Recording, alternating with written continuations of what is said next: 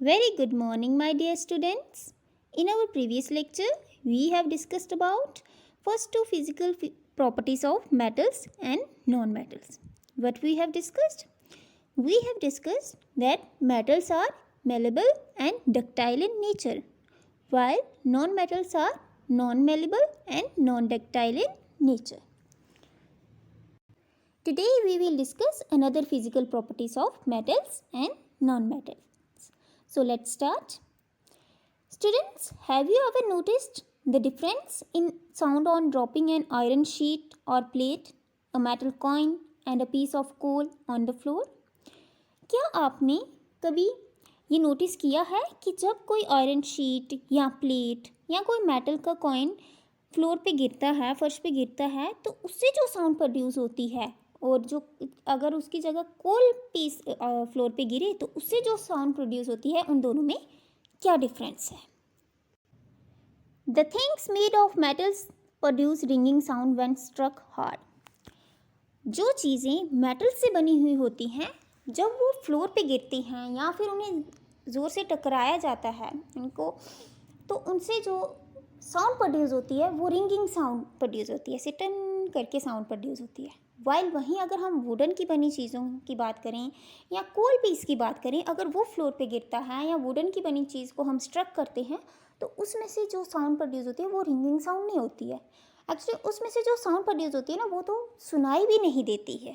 ठीक है, बहुत ही कम साउंड प्रोड्यूस होती है वुडन और या फिर कोल के पीस में से जब वो फ्लोर पे गिरता है या फिर हम वुडन की बनी चीज़ों को स्ट्रक करते हैं. नाउ स्टूडेंट्स, सपोज करिए अगर आपको दो बॉक्सेस दे दिए जाएं जिनकी अपीयरेंस बिल्कुल सिमिलर है, यानी कि वो सेम साइज़ के हैं, सेम कलर के हैं, लेकिन उनमें से एक बॉक्स वुड का बना हुआ है और एक मेटल से बना हुआ है, और आपको ये बताना है कि कौन सा वाला मेटल से बना हुआ है. तो आप क्या करोगे? उन बॉक्सेस को स्ट्राइक करोगे. स्ट्राइक करने पे उन बॉक्सेस में से साउंड प्रोड्यूस होगी, और जो वुड का बॉक्स बना होगा उसमें से जो साउंड प्रोड्यूस होगी वो बिल्कुल धीमी साउंड होगी, और वहीं जो बॉक्स मेटल से बना हुआ होगा उसमें से जो साउंड प्रोड्यूस होगी वो रिंगिंग साउंड होगी. ऐसा क्यों? क्योंकि जो मेटल्स हैं वो स्ट्राइक करने पे रिंगिंग साउंड प्रोड्यूस करते हैं. Since metal produce ringing sound, they are said to be sonorous. और मेटल्स जो हैं रिंगिंग साउंड प्रोड्यूस करते हैं, इसीलिए इन्हें कहा जाता है sonorous.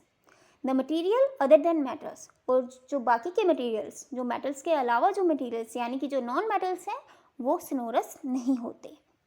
After performing the above activities, हमने ऊपर जो भी एक्टिविटीज़ परफॉर्म की, जो मैंने आपको प्रीवियस क्लास में भी बताई थी, और आज जो हमने एक्टिविटी परफॉर्म की, उन सबको परफॉर्म करने के बाद हमने ये जाना कि कुछ मटेरियल्स हार्ड हैं, कुछ लस्ट्रस हैं यानी कि शाइनिंग है, मेलेबल हैं, डक्टाइल हैं, स्नोरस हैं, और गुड कंडक्टर हैं हीट एंड इलेक्ट्रिसिटी का. और वो मटेरियल जिनमें ये सारी प्रॉपर्टीज़ हैं उन्हें हम कहते हैं मेटल्स. एग्जाम्पल्स कौन कौन सी होगी? Iron, copper, aluminium, calcium, magnesium, ये सारे क्या हैं? मेटल्स. और भी बहुत सारे मटेरियल्स जो हैं मेटल्स हैं, जिनमें भी ये प्रॉपर्टीज़ पाई जाएंगी. कौन कौन सी प्रॉपर्टी? जो मैंने अभी बताई, hard, lustrous, malleable, ductile, स्नोरस, good conductor of heat and electricity. ये सारी प्रॉपर्टीज़ जिस मटेरियल में पाई जाएंगी वो मटेरियल मेटल्स होंगे. ठीक है, और जिनमें ये नहीं पाई जाएंगी वो मटेरियल्स नॉन मेटल्स होंगे. In contrast, materials like coal and sulphur are soft and dull in appearance. अब iron, copper, aluminium, calcium, magnesium के कंट्रास्ट में देखा जाए तो जो कोल और सल्फर है वो बहुत ही सॉफ्ट होते हैं और उनकी अपीयरेंस डल होती है. और ये जो है, अगर इन्हें हैमर के साथ बीट किया जाए तो ये ब्रेक डाउन हो जाते हैं पाउडर फॉर्म में. ठीक है, दे आर नॉट स्नोरस भी नहीं होते, और पोर कंडक्टर हैं हीट एंड इलेक्ट्रिसिटी का, और इन मटेरियल्स को हम कहेंगे non metals. Now students, it is clear to you what are metals and what are non-metals? Okay. The materials which are generally hard, lustrous, malleable, ductile, snorous and good conductors of heat and electricity are called metals, while the materials which are soft, dull, non-malleable, non-ductile and are not snorers and poor conductor of heat and electricity are called non-metals. The example of non-metals are sulfur, carbon, oxygen, phosphorus, ये सब क्या है? Non metals. Okay. Metals like sodium and potassium are soft and can be cut in with a knife. Mercury is the only metal which is found in liquid state at room temperature. These are exceptions. अब कुछ metals जो हैं वो soft होते हैं, इतने soft कि वो उन्हें हम नाइफ के साथ भी इजीली कट कर सकते हैं, जैसे कि सोडियम, पोटाशियम. ये मेटल्स बहुत ही सॉफ्ट होते हैं, लेकिन फिर भी इन मटेरियल्स को मेटल्स ही कहा जाता है. Okay students. और जो मरकरी है ये एक ऐसा मेटल है जो लिक्विड स्टेट में पाया जाता है रूम टेम्परेचर पे. Students remember this, mercury is the only metal which is found in liquid state at room temperature. Now students, आपकी बुक में एक टेबल दिया हुआ है. ये कुछ JNK के अंदर कुछ प्लेसेस हैं जहाँ पर मेटल्स या फिर मिनरल्स पाए जाते हैं. ओके. नेक्स्ट हम डिस्कस करेंगे chemical properties of metals and non metals. अभी तक हमने डिस्कस की physical properties of metals and non metals. अब हम डिस्कस करेंगे chemical properties of metals and non metals. तो सबसे पहले रिएक्शन विद ऑक्सीजन. जब मेटल्स ऑक्सीजन के साथ रिएक्ट करते हैं तो वो क्या बनाते हैं, इसके बारे में हम जानेंगे. You are familiar with the phenomena of rusting of iron. बच्चों, आपने ये तो सुना ही होगा कि आयरन की रस्टिंग होती है, यानी कि उस पर जंग लग जाता है. रस्ट यानी कि एक येलोइश या रेडिश कलर में जो है कोटिंग हो जाती है आयरन पे, अगर वो बाहर पड़ा रहे, बारिश हो रही हो उस पर, या मतलब बाहर पड़ा रहे तो उस पर एक रेडिश येलोइश कलर की कोटिंग हो जाती है. उसे क्या कहते हैं हम? रस्ट या फिर जंग. और आपने ये भी सुना होगा कि जब मैग्नीशियम है हवा के कांटेक्ट में आता है तो वो बर्न कर जाता है, और इन दोनों प्रोसेसेस में ऑक्साइड की फॉर्मेशन होती है. ठीक है. सो स्टूडेंट्स, होता क्या है कि जब iron plus oxygen plus water, इन तीनों की रिएक्शन होती है, यानी कि जैसे अगर कोई आयरन पीस या आयरन का कोई आर्टिकल जो है बाहर पड़ा हुआ है तो ऑक्सीजन के साथ रिएक्ट करेगा, बारिश होगी तो वाटर के साथ रिएक्ट करेगा. जब आयरन ऑक्सीजन और वाटर के साथ रिएक्ट करता है तो वह फेरस ऑक्साइड बनाता है. ठीक है. आयरन को हम फेरस भी कहते हैं. ठीक है. फेरस ऑक्साइड बनाता है.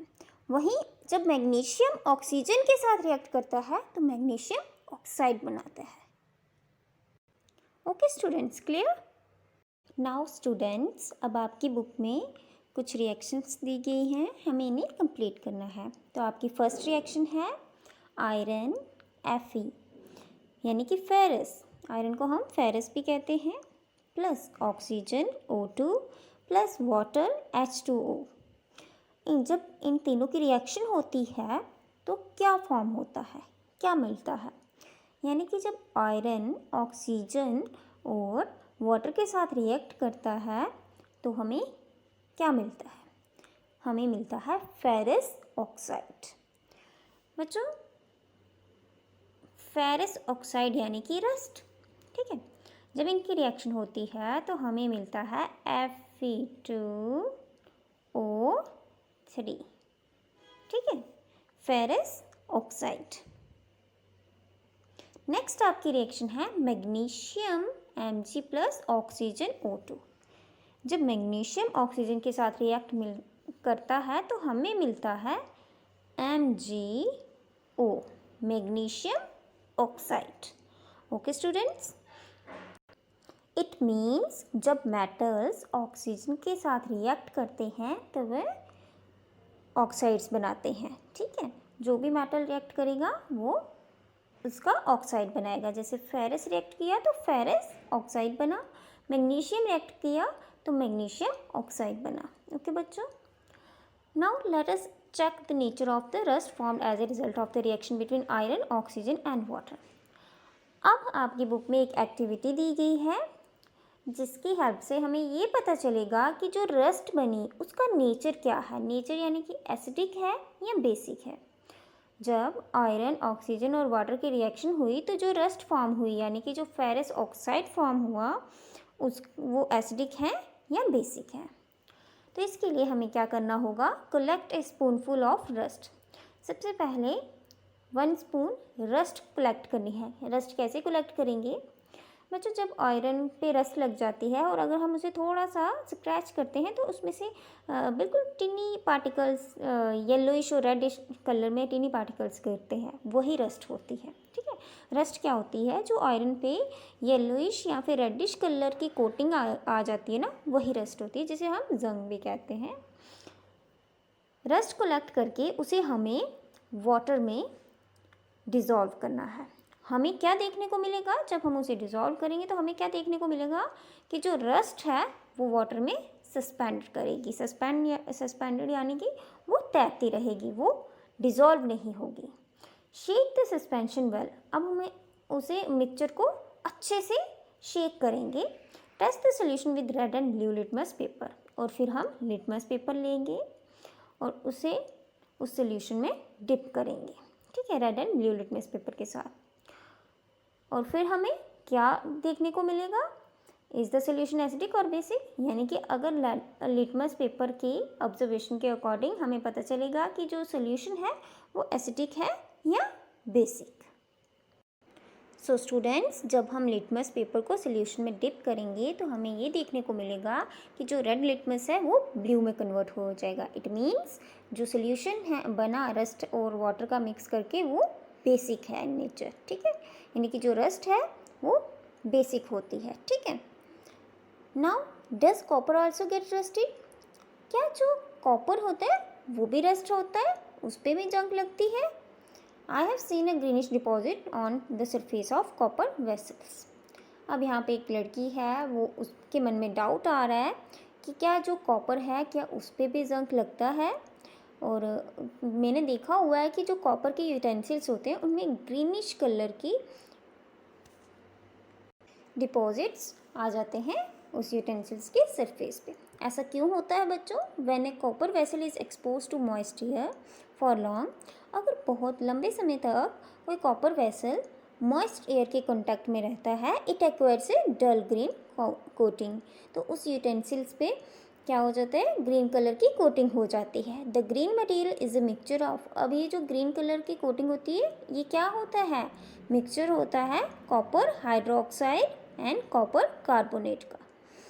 कॉपर हाइड्रोक्साइड का केमिकल फॉर्मूला है CuOH2। क्या है बच्चों, CuOH2।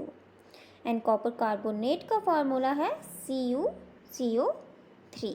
Okay, the following is the reaction. अब रिएक्शन किस तरह से होती है इस प्रोसेस में, copper plus water plus carbon dioxide plus oxygen give rise to copper hydroxide plus copper carbonate.